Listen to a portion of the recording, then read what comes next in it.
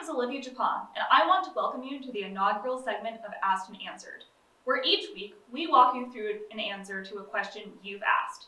Our first topic is student debt. 15% of all American adults, or 45 million people, still have not completely repaid their student loan debt from their undergraduate studies, and 12.4% of those payments are late. As a result of COVID-19, more people have been struggling to pay off their student loans and have found relief in the payment moratoriums issued by Presidents Trump and Biden. There's also been an increase in the number of people who have applied for student loan forgiveness. But of course, the moratoriums won't last forever, and not everyone who applies will have their loans forgiven. Borrowers are looking for a more widespread and permanent fix. If you don't know, MSA President Landon Brickey worked with other student body presidents at other universities to persuade President Joe Biden and Vice President Kamala Harris to cancel student loan debt universally.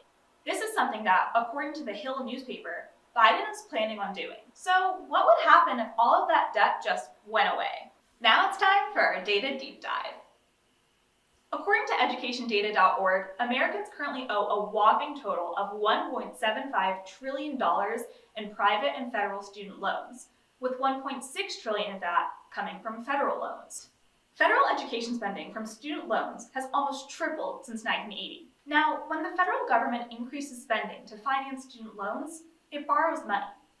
So the less money is paid back to it and the more money it spends, the greater the federal government's debt becomes. College is only becoming more expensive, with the cost of attendance increasing almost 7% annually, which means more borrowing for more people. The Council on Foreign Relations says the share of debt is pretty evenly distributed between those who attended 2- and 4-year colleges and graduate students. Spending, borrowing, and the amount of debt taken on by an individual has increased. But Americans are struggling to repay their debt to the federal government because of the pandemic, low-paying jobs, and health challenges. As a result, debt on a personal level and on a federal level is increasing. Something being debated right now is whether canceling student loan debt universally would save the government money and spark economic growth, or just put the government further into the hole. All right, so let's hear from some people who think the better option is to cancel student loan debt completely. My name's Landon Brickey. I'm the MSA Student Body President. My name is Mike Olson. I am the Outreach Officer for the Coalition of Graduate Workers, the Graduate Student Union. I mean, I know we have a few hundred students that can't always pay their balances each semester, and so it's really hard. It's an epidemic.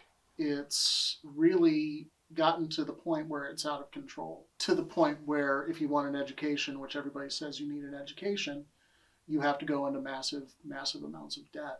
That becomes a turnoff. That becomes a reason not to go to college. And I think it's the opposite of what it should be.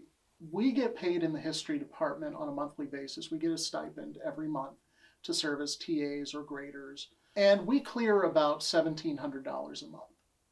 That is not a realistic living wage for a month. And so a lot of students, myself included, are forced to either take outside jobs, which we are strongly discouraged by our departments from doing, or go into massive amounts of debt. Now for the answer to our central question. What would happen if that debt just disappeared? Would Americans, the economy, and the federal government really be better off? Here's what the experts say. According to the Bard College Levy Institute, canceling student debt universally would result in an increase in real GDP, a decrease in the average unemployment rate, and would result in little to no inflationary pressure in the next 10 years. They predict interest rates will increase only modestly. According to them, student debt cancellation could add, on average, $86 billion to $108 billion per year to the economy.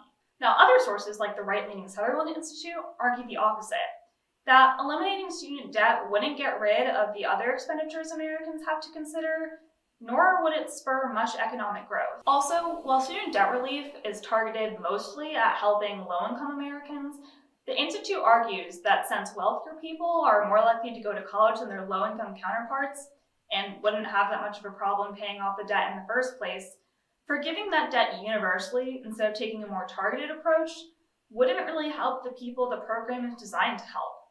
Some also argue it's just not fair to those who have made sacrifices to avoid incurring debt in the first place, have paid their debt off consistently on time, or to the taxpayers who are footing the forgiveness bill. No one can predict the future, We couldn't find anyone who could tell us this is exactly what's going to happen if we cancel student debt universally. There are two camps of thought on this issue, and they seem to follow party lines.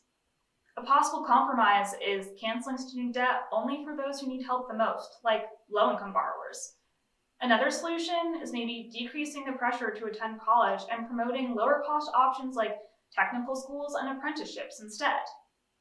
Or the federal government could take measures to regulate the crazy high cost of college, reducing the need for borrowing in the first place. Whatever the solution, a lot of Americans are struggling with the cost of college right now and want something to be done about it.